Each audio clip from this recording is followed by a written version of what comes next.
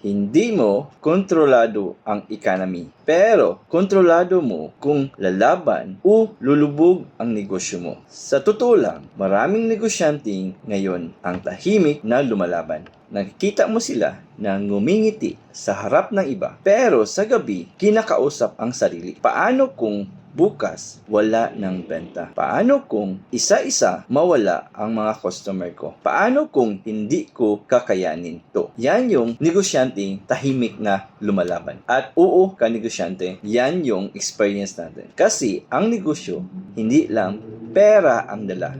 Dala niya ang responsibilidad, pressure, takot at pagod. At minsan, ikaw lang ang mag-isa ang sumasalo. Pero ka-negosyo, ito ang katotohanan, ayaw marinig ng karamihan. Hindi babagsak ang negosyo mo dahil sa economy lang. Babagsak ito kapag wala kang na-create na sistema sa negosyo mo. As negosyante, hindi mo kailangang kontrolin ang mundo. Ang kailangan mong kontrolin kung gaano katatag ang pundasyon ng negosyo mo.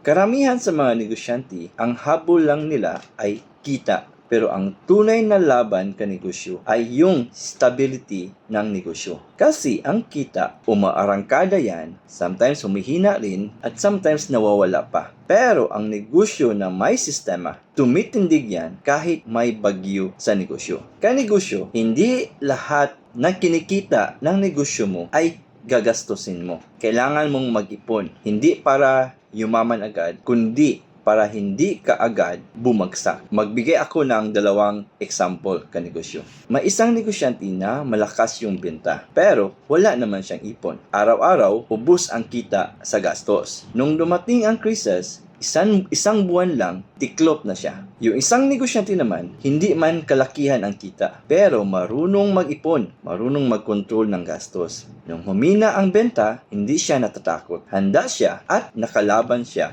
sa negosyo niya. At ka-negosyo, huwag kang aasa sa isang source of income. Bakit? Kay isang problema lang, pwede kang mawala sa laro ng negosyo. Kung may trabaho ka ngayon, huwag ka munang basta bitawan yung trabaho. Gawin mong sandalan ito habang pinapalago mo ang negosyo mo. Kung full-time ka naman ng negosyante, magdagdag ka ng negosyo na mabilis ang ikot. Halimbawa, sa pagkain, luto ngayon, may binta ka agad pagkahapon. Pag continuous yung cash flow ng negosyo mo, ito ay nagbibigay ng pahinga sa isipan mo. At ka-negosyo, huwag mong malitin ang skills mo. Anong skills mo ngayon? Example, marunong kang maggupit, pwede kang kikita dyan. Kung marunong kang manahi, may market dyan. Or kung marunong kang magluto, may customer dyan. Alam mo ka-negosyo, yung skills, yan ang negosyong hindi madaling malugi. Kaya habang tahimik ang panahon, mag-aral ka ka-negosyo. Mag-improve ka,